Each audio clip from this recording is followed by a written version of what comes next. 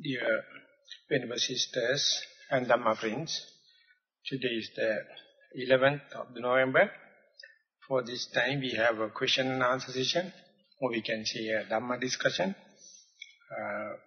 As usual, there are some written questions, it seems. So we'll start the session with the written questions and also with the invitation. If there are any questions or any statements or any topics suitable and appropriate for Dhamma discussion may raise to the discussion. But anyway, we'll start with the written. So I invite Dila to present the written questions to the discussion. Most Venerable Bhante, I have a fairly good understanding about Kaya-anupassana, where the object is materiality. It was mentioned that after Kaya-anupassana, we are moving to Vedana-anupassana. What is the object in Vedana-anupassana? Is it the pain or feeling? What should we do in Vedana-anupassana? Should we look at the pain, feeling until it disappears? Then in the next stage of Chitta-anupassana, what is the object and what should we do? Finally, what is Dhamma-anupassana? Is there an object here as well? What is it and what should we do in this level? Thero and Saranai. So this is a kind of a questionnaire related with Satipatthana Sutta. In the famous Satipatthana Sutta, for foundation of mindfulness, Buddha has given the four objects in a sequential order, starting from this very body, or corporeality, or materiality, and then changing into the feeling, and mental factors, and the rest of all the object related to the mind and the others. So if the Kaya-anupassana is well understood, there is no question regarding Vedana-anupassana. As far as Kaya-anupassana is not understood, hell of a series of theoretical questions. So in the Kaya-anupassana, you see the corporeality as it happens, and you observe in the choiceless manner, and object comes by itself, and we are not contemplating, we are not expecting anything, observe to see things as they are. So therefore, if Kaya-anupassana, the statement says it is understood, but I have my fair doubts. If it is so, there cannot be any theoretical questions. Any theoretical question is because misunderstanding the ABC. In the beginning understood, the rest of the thing is become more and more relaxed, more and more conspicuous by itself. So that is the danger, or that is the mistake of not developing the beginner's mind. Try to understand how to be with the in-breath and out-breath, or sitting posture, and there, whatever arises with respect to materiality, the responsibility or the duty of the yogi to see as it happens, or in order to see things as they are. So whenever it is going to the feeling, whether it is painful feeling or any other thing, you observe. That means you are not stopping the Kaya-anupassana and going to the Vedana-anupassana. You observe as and when it arises. If the feeling happens, you make it, take it as an object. If there is no such, you take the refuge of Kaya-anupassana, the materiality. So my humble request is to try to develop the beginner's mind, and meditation is by itself is leading. Nothing to worry that I don't know what to do when the Vedana happens, or feeling happens, what to do when the mental factors happen, what to do with the rest of the thing. Never will be, because simply you have to understand meditation never leads to frustration. Meditation never leads to mental tension. And if it is so, that means so far your understanding is a little complicated. Meditation is day by day, it is relaxing, is revealing, and it is unwinding by itself.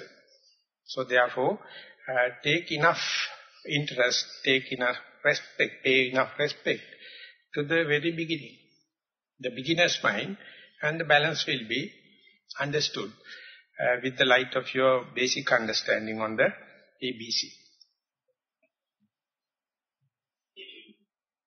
Venerable Bhante, with your guidance, now I am able to observe breath, and in no time I come to a standstill. That is, I can wait for even 1 hour or more in this blissful manner. I listen to your Dhamma talk, Pottapada Sutra, where the mind is directed towards space, avakasha, emptiness, shunyatavya. Please correct if the words are wrong. How can one do this after the cessation of breath, or will it just happen? Please guide me what to do. Wish you good health and strength with the Dhamma, with metta. So in the early few talks, maybe first, second and the third, we try to understand on theory why we are selecting this materiality, why we are selecting the breath as the representative of our body or our corporeality, because we wish to do away with the sensuous pleasure. We try to keep away from the sensuous perceptions, and in order to have that stand, we take the breath as the reference point or object of meditation or the benchmark or pivotal point. And when we are, that breath is face to face, that's a clear indication that mind is no much worrying about the sense pleasure or materialistic pleasure. And not only that, it is not worrying about the sensuous perception like sensuous desire, hatred, sleepiness, sloth and torpor, and future and past consideration and doubts. So therefore you understand the purpose of taking this object of meditation, and more you familiarize this object of meditation, that is also in the process of disappearance, going to subtlety and subtlest form. When that is happened, now it may or may not go to the perception of the materiality, something like mind-made movements or stiffness, tensions, or visual colors, or mental imagining kind of sounds, all can happen. So therefore, even though you are done with materiality, still seasoning has to take place. The time aspect is there. And then you come to know that not only the materiality, even the perception of the materiality, not really disappearance, but you understand how to deal with them, that is to disclaim them. And when it is going, now the mind is ready, and that is the preparation to understand the space or lack of materiality. So whenever that space and the materiality, though it appear like two different contradictory things, the space is the canvas, materiality is the picture. So once you see the canvas, you are without much of effort, again and again when you are looking at the picture, while you are looking at the picture, still you can see the canvas. There are two layers. Space is the canvas, materiality is the picture. So you have to develop the mind, whether you see the canvas, that means you see the foundation for the picture. Whenever you see the picture, you have to understand picture cannot exist without the foundation of canvas. So they are reciprocal each other, only representing in two layers. So once you understand, they can't do away with each other. So that is duality, you understand through materiality and non-materiality, or space against the materiality. That is, the duality is the manifestation of consciousness. So these are the characteristics of the consciousness. If you have a good theory understanding, if you have a good book knowledge, and if you use it in appropriate way, it becomes electric. Whenever you see this is materiality, this is the space, mind, the undeveloped mind, or tricks of the consciousness, try to see these two as two completely, exclusively two different phenomena. But it is not the case. They are reciprocal each other, relative each other. Neither can live without the other party. The duality is the function of vijnana or the consciousness. That understanding is really shattering of your all value systems, all your likings and dislikings, all what you have thought in the linear thinking, rational thinking, deductive knowledges, and there you have to have a kind of a radical reflection to understand the function of the vijnana. Many can go up to that level, and I think many have already understood it, but to put into the correct perspective and see the magician, the magical cheating nature of the vijnana, you have to completely give up your all the identities, all your likings and disliking, all your assumptions, all your so-called personality traits, all your habits, and it must be such a radical way of reflection that is not assured.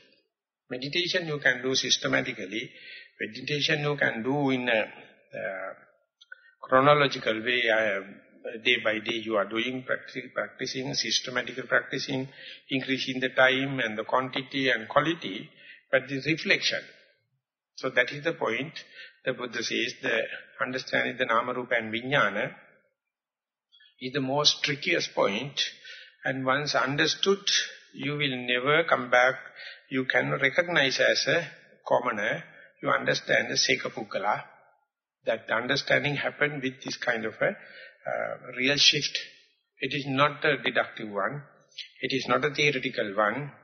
You can do it by others' bliss. It is really making the real change. So, only one can do is give most conducive conditions and facilitate to that and let that fortunate moment happen. And once happen, you will see everything rearranged, everything reshuffled, and you try to see things in their common characters, than individual characters, than your sectarianism, than choosing this and that. Rather, once the understanding happen, more than their discrepancies, mind tend to understand the common character, universal characteristic of the both. Then no tension. The onward, no invert out, inside, outside, no communication gaps, no tension, because everywhere you find the changing nature. Everywhere you find the torturing nature. But nothing to worry, because it is not you. It is not yours. It is not your soul. So by mere disclaiming, this is not me, this is not mine, this is not my soul, you feel then and there release. Without, unless you come up to that level, your radical reflection is just mere contemplation or mere mind game, just cheating yourself. And once that is understood, you find the world is more greener than earlier, it is more vivid than the earlier, it is less and less with the tension, and that is how meditation going to give the benefits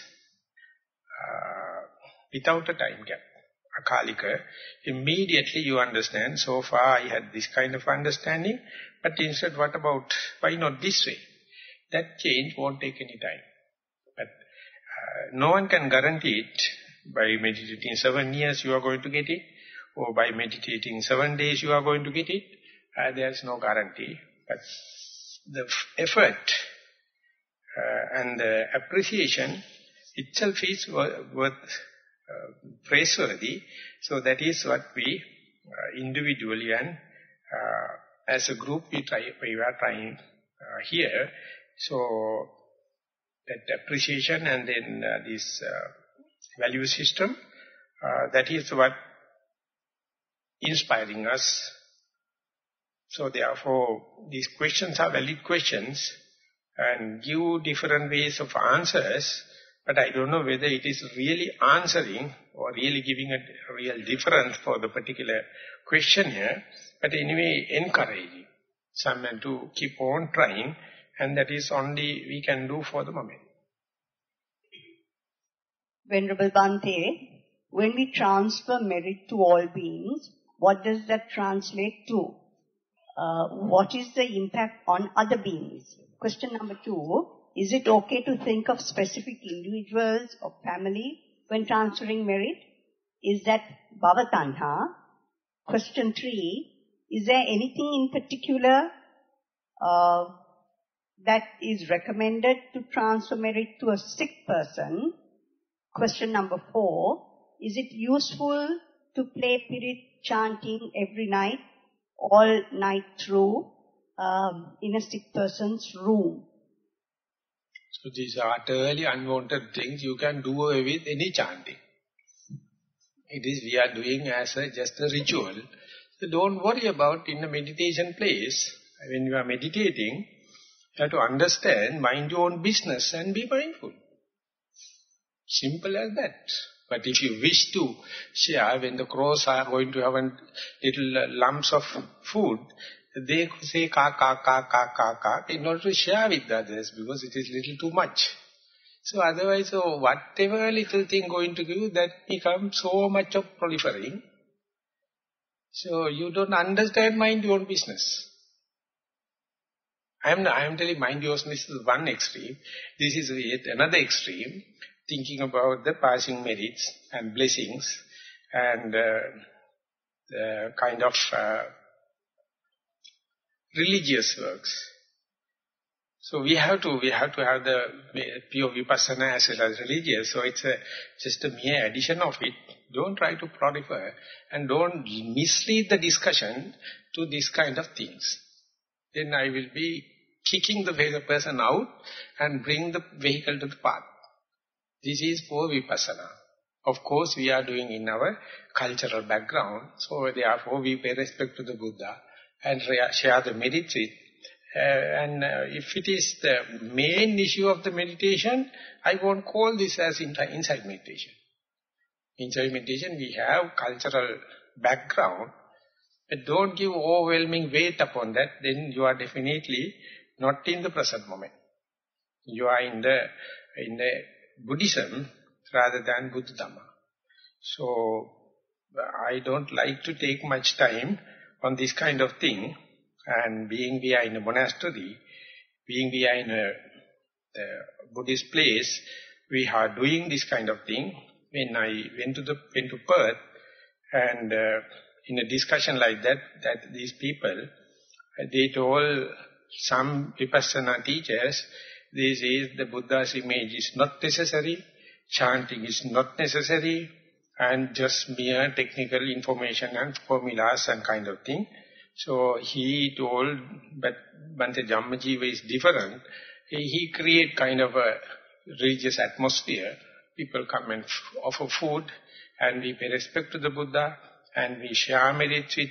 It's just to make a balanced combination, but don't try to pull that into only the ism part or only to the pure vipassana. We have to run between. So therefore, this kind of question, I would say extreme in the one fanatic or one go to the other extreme. So therefore, in a discussion, in the insight meditation retreat, these things are not to be entertained, not to be encouraged. So with apology, I ask this next question to present to the society discussion.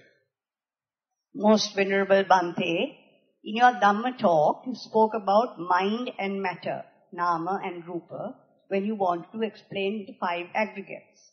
Rupa, matter, feeling, perception, volition, consciousness. Then, when you wanted to touch on 6 elements, you use the words mentality and materiality. In this case, mentality is only consciousness and materiality is 4 elements and space. Matter, is it materiality minus antimatter? Matter equals materiality, antimatter, space. Then mentality is if mind minus feeling, perception and volition. Please elaborate on the relationship of these 4 aspects with much merit to you. In the first Dhamma talk itself, I gave the somewhat basics, that is to say, some people are already familiarized with the matter. For such people, Buddha used everything matter into one bag and says matter. And mentality is cut into feeling, perception, volition and consciousness. And those people are more specialized and aware of the materiality, mentality, everything put into one bag and say consciousness. And the matter explained, Patavi, Apo, Tejo, Vayu. So now here in this question, both mixed up. And therefore, theoretically, it is a question. But in the practical way, you have to understand, if I am familiarized, if I am do away with or master the matter, you can put everything, Patavi, Apo, Tejo and Akasa into one bag and say matter. And then you specialize Vedana, Sanya, Sankhara as a mentality. And if you wish to put everything together, you can say, put into one bag and label as consciousness. So it's the type of presentation. When we are going for 5 precepts, we call abstaining from lying. But when you are going for 8 precepts, that lying itself is elaborated into 4. Lying, slandering, tail carrying and harsh words. So it's a matter of nomenclature. So therefore, you can make any misunderstanding of it, but practical point of view, it is not misleading. Theoretical only, perspectives are changing each other. This is a communication problem or nomenclature problem. So therefore, I patiently asked this questionnaire to listen to the very first talk, where I gave a fair basis how these two different view perspectives. Venerable Bhante, you have very kindly and clearly explained to us how to practice the Anapanasati Bhavana. I am doing it happily and peacefully. But then, what do I do next? My mind gets undisturbed and no thoughts bother me. I begin to understand that I have a concentrated mind. Then, what do I do? Please explain with much gratification. We will take it for the... I will ask that tomorrow evening we will go for interviews. And there, please let me know how the prominent, conspicuous breath reduces into this peaceful state. If the person can explain more with detail, more episodes and more chronologically, then easily I can guide what is the next. But here, without anything, any stage-wise development, abruptly it says stops. Meditation, nothing such thing happens. Everything is gradual. Anupuppa Kirya, Anupuppa Sikha, Anupuppa Patipada. It's a gradual restrainment, gradual practicing, and process is gradual. So it never stops it. So therefore, if someone is patient enough to explain how the conspicuous thing, obvious thing disappear, what are the intermittent stages, what are the intermittent episodes that clearly indicate what is the next. And it is already there, but I can't imagine, but I need that particular person's first-hand experience. So I ask to rewrite the question with the flesh, with the juice, with the sap. That is to say, how this existing leading to non-existence of the breath. That will be a very nice question and very nice topic to discuss, but we will keep it for common interviews. Most Venerable Bhante, what I understand by consciousness is that it is the connecting factor which connects external objects and internal faculty, which gives rise to a thought. Then pure consciousness, is it where feeling is adukkama sukha or no pleasure, no pain state, where we can see things as they are? What is subconsciousness? Question number 2, in the Dhamma talk, it was mentioned that no pain, no pleasure is the middle path. Does this mean comes to Kalyana Yoga? Is the pleasure feeling and Atta Kilmanataganu Yoga is the pain feeling? Thero Nissarana. The early part, it's a partial truth is there, because this question is raised by this culprit of Vijnana. Question writing, everything happened through the Vijnana. Do you think that Vijnana really wish to understand its own bad nature? So therefore you have to answer, this question itself is cheating. We think our Vijnana really understand to reveal its all magics. But then not a single magician in the world will happy to reveal its own magic. So therefore please be mindful here and now. Ultimately Vijnana will reveal by itself, not by questioning, not by rationalizing, not by any kind of contemplation, because every rationalization, every contemplation is nothing but a magic of the mind. So therefore, this kind of understanding, this is normal Vijnana, this is pure consciousness, we can put it, of course, into the language, but in practice, it's a completely different when you are understanding with the, direct touch. So therefore, the Buddha never going to give theoretical answer just to satisfy you, but instead says, believe me, practice on the Kayanupassana, and naturally it will lead to all the other stages. Ultimately, Vijnana will be revealed, just like if you wish to catch hold the key person of the mafia organization, you can't do it with the normal strategies. Never. Whatever the normal strategies you will use, if you are successful, you will catch the traffickers, drug traffickers. They are just hired people. They don't know the organization. That is the way they are paying so well. And even if you catch all and kill, organization never get any damage. So instead what you have to do is, you have to catch as much as possible traffickers, and get their first-hand evidence to map out who is behind this stage as a supervisor. Each and every trafficker do not know. They are happening in such a anonymous way. And so, after so much of catching traffickers, you can think about the secret society, the coup, and the supervisor. After catching so much of supervisors only, you can think about the director board. Maybe a lot of other intermediate. And even if you catch all the directors, they don't know the main culprit.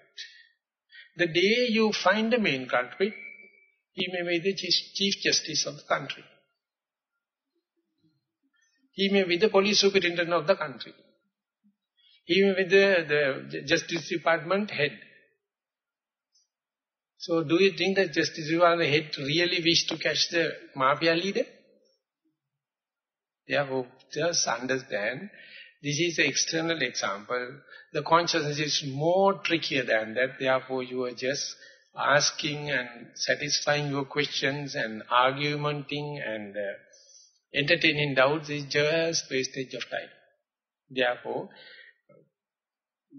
in an invariable way, more and more you to see how the materiality is working as it is.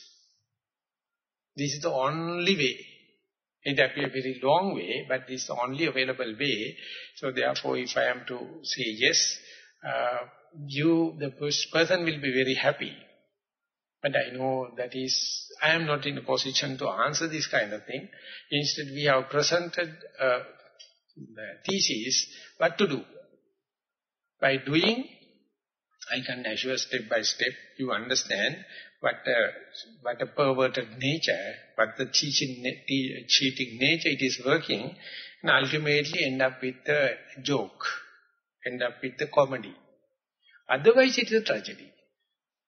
You do not understand, definitely at the deathbed you are in tragedy. At the old age you are in tragedy. When you are falling into sick, you are tragedy. If the mind goes off, your tragedy.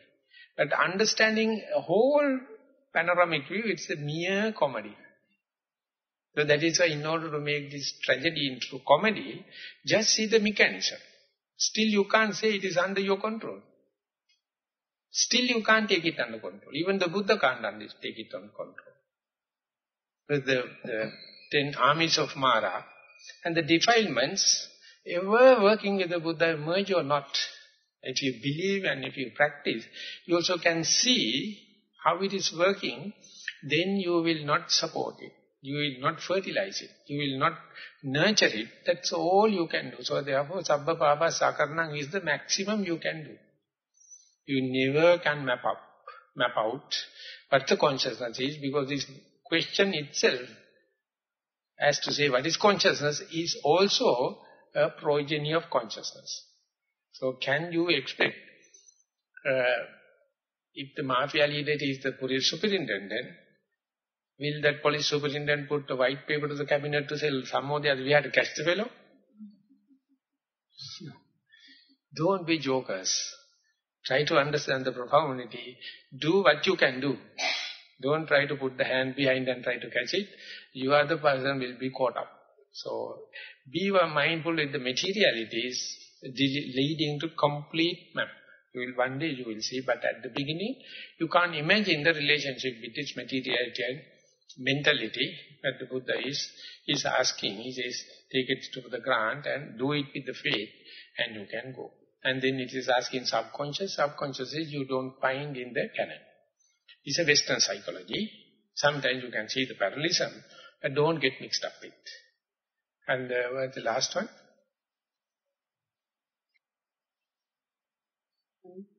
In the Dhamma talk it was mentioned that,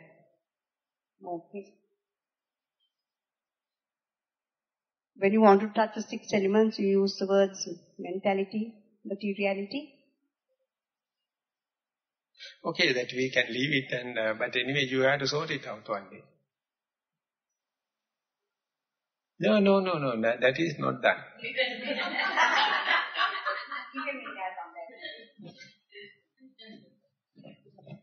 Venerable Bhante, I have been practicing Anapanasati Bhavana for nearly 6 years. Yet I have not yet seen a light as such, but there is a sign of illumination around. Am I lacking in my practice?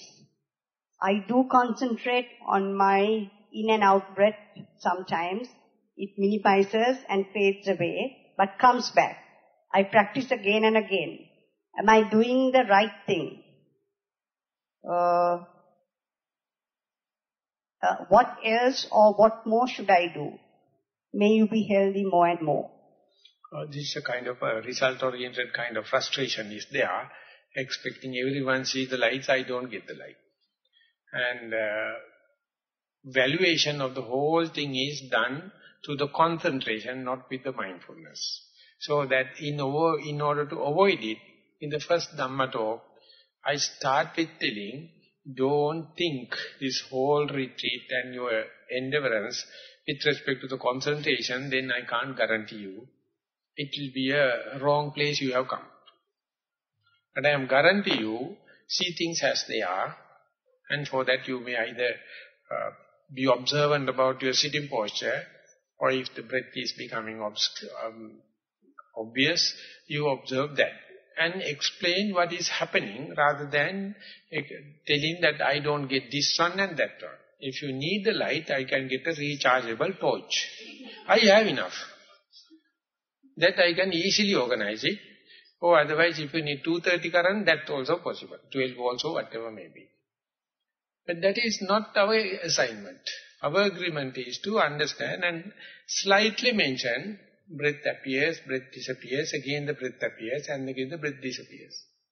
Please give more information on that, and that is what the Buddha says, changing nature. So you have seen the changing nature at a distance. Signs are there. That is the only valuable part in this question, because it is something related to the what the particular person has seen. So give as detailed as possible, and it worth the whole retreat. And that the understanding or giving enough value for that, will give so much of confidence and your achievement and everything.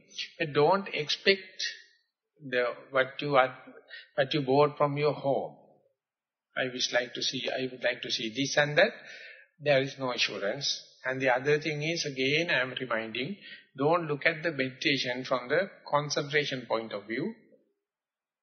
I don't say it is a crime, but we declared at the beginning, this is to develop the mindfulness, and the main and prime task of the mindfulness is to see things as they are, but not to expect this and that.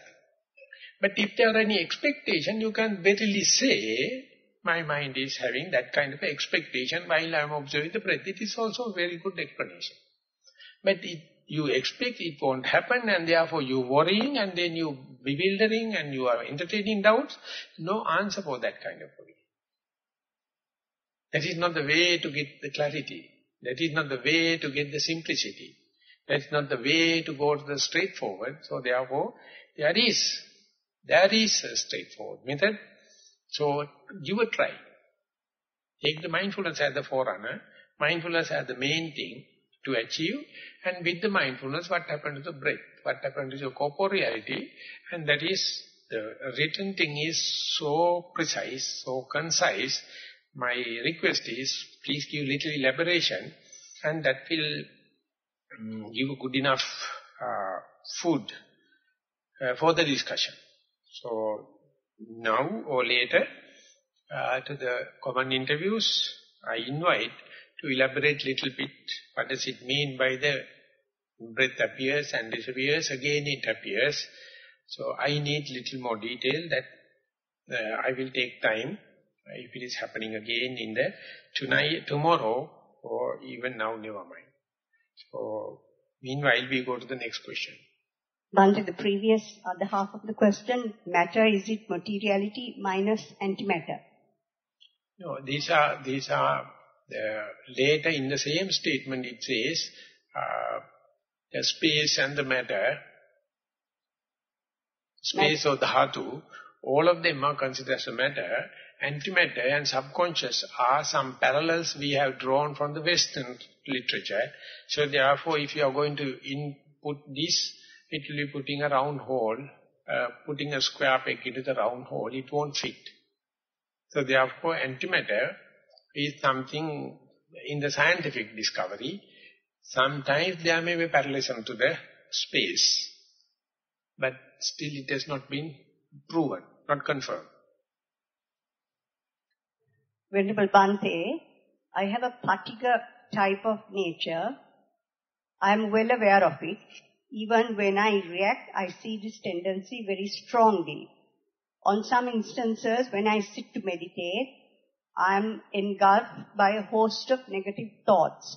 Sometimes different people and situations, sometimes a single incident or person. The thoughts playing over and over again. I note these thoughts and feelings as much as possible. It really drains me in such situations. What should I do in such a situation? Very often I get up and go and do something else. Should I just sit it out or try and keep noting? Thero it is, I think, it's an honest, straightforward statement. So one can think, I am full of hatred or particular, and now I am not transgressing them by physical or verbal. And internal turmoil, or it's called it has been obsessed. And your discipline is not to transgress it. If you get up and go, this fatigue is going to express in your bodily movements. If you are going to talk, it transgress in the verbal, and then definitely ethically you are violating someone. Maybe. But as far as knowing that, still if you can keep, and the mental level, of course it is the dirty, it is friction, it is tear and tear, heat and kind of thing. But still you know it is within the pot, not open it. But the thing is that after a certain extent you don't feel like sitting, you have to get up and go. And once you got up, and again the physical and verbal manifestation going to happen, transgression going to happen, and then it become a crime or defilement or disrespect to the social code or ethical codes. So therefore such a person sitting, he or she has to understand, if I am not sitting and controlling the verbal and physical things, with this padutta citta, that means with the hateful mind, whatever I am doing, disturbing present moment and the future, disturbing myself and the other people. So that the Buddha says, diso disang yantang kaira, veriva pana verinang, miccha panihitan chittam, papyonan tato kare. Whenever enemy doing something, dirty thing to another enemy, and one robber is doing something to another robber, something like that, the misperceived mind creates so much of suffering. So, you have to understand walking and talking and everything means transgression of the same thing. But sitting and waiting, of course it is friction, it's burning, but there is no transgression. Or if I want to give a dirty kind of example, if you are shit in your toilet, and you know that not very clean, but if you shit outside and get that smear everywhere, with other people and kind of thing, you become so unsocial. So therefore particular places for to get rid of your dirt, and it is been washed off not to get recontaminated. So this is there. Always there is a padutta manasa, that means hatred is there, but your main cultural or gentleness is to not to transgress it. If you transgress, 4 fears. One thing is you self-hatred happens, telling I am such a person without any control, I express them, I manifested them, and ultimately disturb other people, so develop your self-criticism. And when it go to a certain extent, the other people also going to criticize you. You would have shut up your mouth at that time. You would have kept your body silent at that time. Why you knowing that your mind is in the hatred? Why you are going and manipulating? And why you are going and doing the transgression life? And beyond certain level, you will be caught up with the penal code in the country. Police will grab you. And nowadays, you can do away with all the 3. If you are doing bad thing and still if your self-cursing happen, you can take a hot drink and sleep. Alcohol or sort of thing, so you have a nice sleep still. And if the people are blaming, you can give something and you can shut them out. And if you have legal, you have to go to the Supreme Court judge and give something. Finish. But at the end of the life, you are falling into the nether world that you can't bribe. Never. So all 4 fears are waiting moment you transgressed. But as far as you are restraining them, you can have this security. Even with such a frothing and such a boiling, I never manifested. I never transgress it. Never thread pass it. So that is what you call moral training. So in meditation, each and everyone must understand, we are at least getting the A+ marks for moral training. Because we are not talking. We are not moving our body. Moment you get up, you start talking. You are breaking the rules. You have become unbecoming to a meditators. But as far as you are sitting here, of course maybe internal turmoil is there and frothing and kind of thing. This is exactly what does it mean by moral training. So therefore you have to appreciate, even though I am a hateful person, due to the virtues of the Buddha, Dhamma, and the other meditating monks, and due to the merits of the precepts I have observed, even though I suffer, I never transgress it. I never thread pass it. So that is of course agonizing, but you are not creating bad examples to the world. So therefore, even though it is a, what you call, patika charita, as far as it is not transgressing, you can have the merits, you can have the skillfulness that your moral training is good. And later only, you can, after long familiarization, you can say, even if you wish not to have patika, it is in such a momentum, you have no say. Exactly other way, if you have a desirable and lustful character, exactly the same. Patika charita can't understand how the people are with so much of sensuous pleasure and sexual pleasure. It's another shadow. So one or the other, each and every time, we are, but this particular person, no, my disease is patika. That's also yet another attribution. It's a good thing. I know this is my character.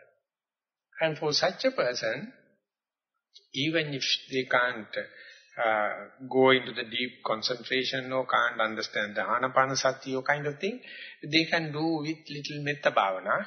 Metta bhavana means try to find a reason to be glad under any circumstances. That's the best definition for metta.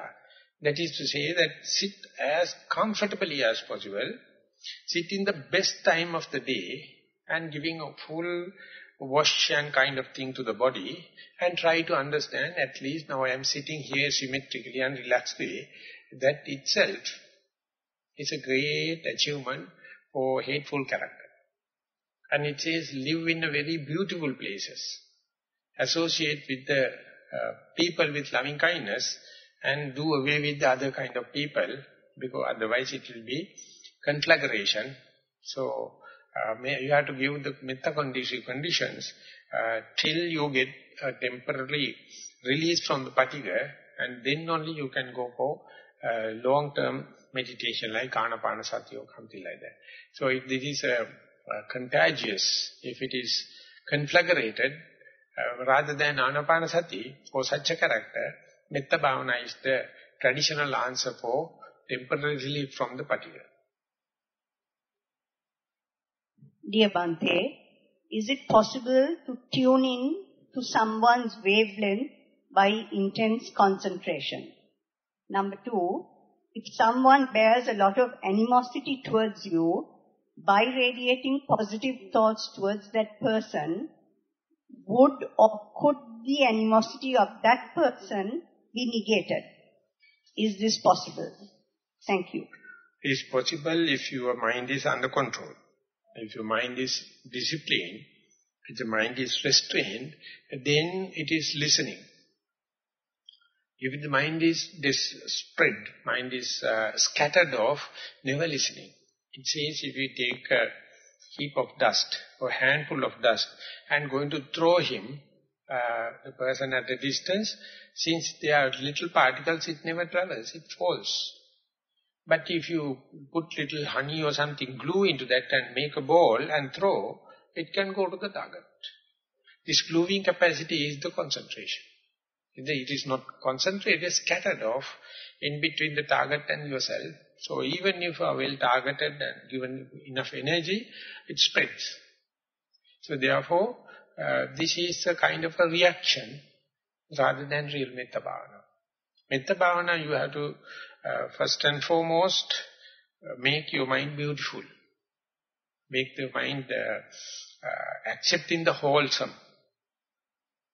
And then only, whether it is liking or disliking, it is naturally radiating to, irrespective of whether it's a friend or enemy or medium kind of person, you can do it. So otherwise you can use metta as a weapon to hit other person or restrain other person, because this concept itself is not metta. This concept is kind of a perverted reaction. It is not metta. So therefore, under such circumstances, you have to avoid such people, avoid such circumstances, and heal yourself, and then it develop its immunity, the resistance capacity. But you as a sick person, you as a affected person, nothing work. ultimately you get more and more agitated. And the Buddha says, if you develop the metta, and unconditionally if you are radiating, even an enemy going to do harm, it is like an enemy going to bend a very sharp sword, or how do you call it, a sword, a knife, and if you're going to bend it, that particular person will cut his hand. So, Metta Bhavana is protecting the person, so even other malevolent element is going to disturb you, that particular person will cut his own hand by, as if going to bend a sharp sword-like. But this particular person radiating metta has no such an intention. If there is any intention, that is never metta. No, metta is just expecting the well-being of all the beings, not directed to one particular enemy. That itself is discrete mind, choice, and is sick mind. And if you read Milarepa, the biography of the Milarepa, he is coming from the rich family, and his mother is the only girl, and a lot of other uncles. After the father's demise, everyone take the property without giving anything to his mother. Ultimately, mother was so poor. And he asked Milarepa to go and learn black magic so that he can kill all the uncles. So he goes to the Maha and he learned how to make a cyclone and how to make a thunder. And then after long disappearance, he come back and the mother says to all the uncles, my son came with lot of knowledge, my son came with lot of achievements, so I am going to throw a party for the achievement of the son, and all the uncles are being invited, and then he played the black magics to kill all the uncles. That's the beginning of his spiritual life. And later on he came to know what a crime that I did, and later he started self-pity and practice in such a way in the forest, without any salt, any chilies, any sugar. He lived just on green leaves and achieved it such a broadness, and ultimately he wrote about his compassion to the human being. It has been translated as Milarepa Ge Amavatura. Now it is in Sinhala also. When you read, you can understand. We are sometimes going to make use the metta also as a weapon. Metta is not a weapon. It's a defense. It's not an offensive one. So therefore, first heal yourself. Once that happens, no one can disturb you. And very understanding that other party is malevolent itself is a sick calculation.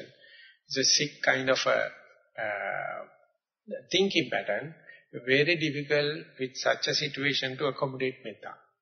So rationally or in a deductive way, you have to come to the middle path, and then you have to understand karma and the karma results, cause and effect relationship. Things are happening according to their code, their pattern, rather than what you think. And therefore let the cause and effects to run. Dear Bhante, I'm prone to thought proliferation. I have a tendency to sweat the small stuff. I then keep on churning it around and around. I am well aware of what is going on. I try to stop doing this. Most of the time, I'm unsuccessful. What should I do? Thank you. Early part is that if it is something happening to you, you must not claim that I am a thinker or I am a prolific thinker, because you have to say I am susceptible for thinking, instead of telling that I think. So you have to understand the thought without a thinker. And then only you understand that unwanted you are worrying about, or otherwise you are going to give birth certificate for other children. And you are signing for father's place and mother's place. They are not your children. Moment you are going to do is, what your outcome is, you wish to stop it. That's yet another confirmation claiming this is me. So instead understand, some people paticacharita, some people are thinking, some people are aesthetic, so each and everyone is sick. So Sigmund Freud mentioned that the professions which people select according to their psychosis. Each and every profession is imbalance. So then people ask, what is the imbalance of psychiatrist? Imbalance of his Sigmund Freud. He also come out with Western psychiatry because of his sickness. That is the understanding. So Buddha is asking, what does it mean by the healthy mind? Not a single one in the Putujjana world with the healthy mind. And when you put that question into the Western psychology, nothing you find in the dictionary, nothing you find in the big books, nothing you find in the professor's talks, because they are making money out of sick minds. That is the way, that is a business. So therefore, we each and everyone susceptible to that, trapped into that, so why should we worry? As far as you know, it is happening due to its own due course. The main thing is to disclaim it, but it is also not easy. It's very difficult. And outcome is you try to stop it. Instead, sit comfortably, give the most facilities in the body, and ask the mind to think. Because you are not transgressing it. Keep on thinking, never mind. Ask him to do as much as possible. And try to be symmetrical, try to be relaxed, and let it happen. Without any putting a blockage. Or choicelessly be aware. When and where possible, you get a reference point to see whether I am, what is the point, what is the verification to say I am not dead. What is the verification to say I am not unconscious. What is the verification to say I am not asleep. Then you get a reference point like the sitting posture or breathing. So it is to say that I am not dead, not asleep, not unconscious, that's it. But the thinking happen in the big way. No problem. Moment you're going to stop it, you are aggravating it. So this choicelessness is the only answer, because the thoughts expect kind of a reaction for it to continue. It's the only fertilizer, reaction. So let the thoughts to think. Give enough time.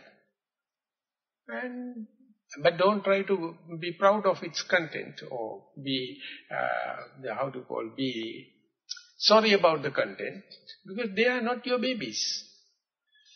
They are happening due to this thought without a thinker. So, but anyway, in order to have this experience counted, have a reference point that I am here. Now I am here, or I am breathing, or the breath, the touching sensation of the body is there, but don't chase behind it. Let the thinking happen, and once in a way, check whether you are asleep, unconscious, or dead. Verification is there.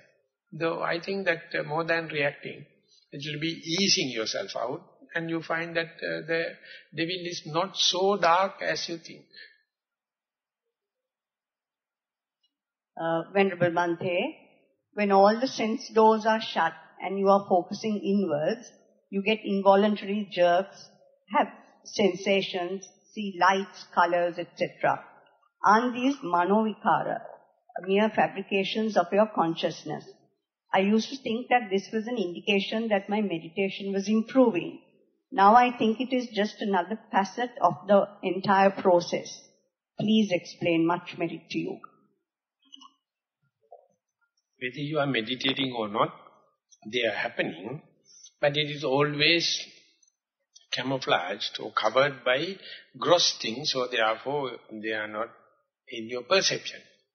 When and where you restrain yourself and do away with the gross things, they become amplified. It does not indicate this is a result of meditation. By meditation, what you do is, you do away with the intentional gross things, and their unintentional sampajana kaya sankara is coming out. So, it is like that when you have dirt and rust and grease on a golden ornament, when you are removing the extra outer crust, the gold appears. And even if you remove or not, the value of the gold is the gold. But the appearance appear very dirty and like a bronze or something like that as far as the outer layer is concerned. But if you little damage it and see, internal gold is there. Likewise, it's intentional and unintentional things are happening, but the internal things are very gross, very conspicuous, and you feel them as me because of your intention. You feel them as mine. You feel them as my soul. So by restrainment, if you do away, it's not easy. Once you've done away with, then only this unconscious, subtle thing going to happen. So even though you see it, even though you are not observing it in the other time, they are there. Therefore, Pandita Sayadaw used to say, you see them because you look at them. Other time you are looking at what you're conscious, you are willful, you are intentional thing because they appear more familiar, appear like my sons, my progeny, my children like. So they become negligent. Once they are done away with the restrainment, they become prominent. So moment you understand, at time you feel happy, at time you feel unhappy. Because they are not under your control. So unhappy. But you understand, it's a sign of concentration, it's a sign of mindfulness, so it is happy. So happiness and unhappiness also change as you keep on practicing, familiarizing it. Thero Saranai, Reverend Bhante, you told that you have to know the body language. Does it mean that you should give what the body wants time to time, not only in meditation but also day-to-day life? Secondly, in this life I experience that mind wants several things, even body doesn't want. As example, I do not feel hungry, but my mind wants to eat something. In such situations, sometimes I let the mind do what it wants. Sometimes I control it, but I am not worried about it. Which one should I do? No, it's a wrong concept. I told not the body language, I told body knowledge. So based upon the body language, long questions are happening. So if you are working with the deaf people, learn body language. But if you are a yogi, I am referring to body knowledge. So body knowledge is more processed thing than the body language. So therefore, please rephrase the question with the term body knowledge, not on the body language. I never recommended body language. Venerable Sir, a few days ago in your discourse, you mentioned that Goenka Bhante's meditation method was a shortcut method. Could you kindly explain this? No, I am not considering, because even this mentioning you have misunderstood. So if I am going to talk that Goenka people will find that I am criticizing, I don't know, it is not my domain. I have never done it. I only listened directly to the Goenkaji in the Sangamitta hall in Peradeniya. Other than that, I don't know. So therefore, don't try to compare it. I am citing examples. I must have my liberation to cite examples, but that is not to antagonize some others or to put forward, put down, no kind of thing. So if I am going to analyze it, if I am qualified, of course, I would do it, but I am not qualified to do it. It is not my domain, so therefore, I would say my inability to do it. So I go to the next question. Most Venerable Bhante, this is the last question. Can we have another retreat in Sinhala explaining Dhathu Vibhanga Sutta? It will be a fortune for other non-English speaking yogis too. Then even some yogis who could not participate in the retreat also get the Sinhalese CD later on. Please be kind enough to pay your attention about this matter. Or, if we can get a Sinhalese translation into a book or a CD of this retreat also, it's valuable. Thank you, Bhante. May you be healthy and have long life. I request from our Dhamma friends also, please pay your kind attention about this matter to do something about it. May you all be happy and healthy. Usually these kind of questions happen towards the end of the retreat. They are thinking about the back at home. So how much you are living in the future? Future projections. So you are in a very good momentum in the meditation. Now you are thinking of how to translate it to English, how to practice it. And this is the way you are ruining the present moment. If I am not doing, wait and see Buddha, the Metteyya will do definitely in future, in another language. Nothing to worry. So this is the way that if whenever you get a kind of a delicacy, you feel like sharing to others. That is the nature of kaka. Kaka is always ka.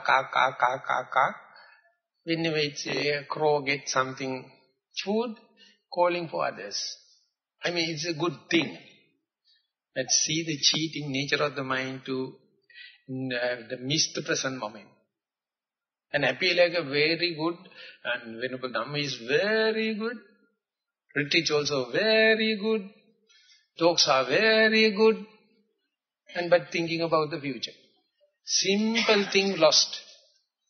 So please be short and sweet and direct to the touch. And don't think big and thing. And whether you like it or not, things will happen. It's on accord. So I humbly accept this request. But please remember, you all are in a retreat. Now we are in a good momentum. Don't let these things to take you for a ride. And in dreams. Then Dhathu Vibhanga is useless thing. Because it is leading to forward, projecting forward. This is not Dhathu Vibhanga. Dhathu Vibhanga is here and now. If you understood the best thing would already happen, but better thing if it didn't necessarily happen. So, last question, I will put forward the next dispensation of the Buddha, Metteyya Buddha. It will happen in different languages in future. Okay, we have taken little more than 1 hour. Hoping there are no more other questions. We are going to wind up the question and answer session. And now onward up to 3 o'clock we have a walk-in session. And 3 o'clock we come here for a group sitting. And of course at 5 o'clock we have a talk, the continuation of the series. With that remark I would like to mark the end of this session. Thank you very much for listening and participation.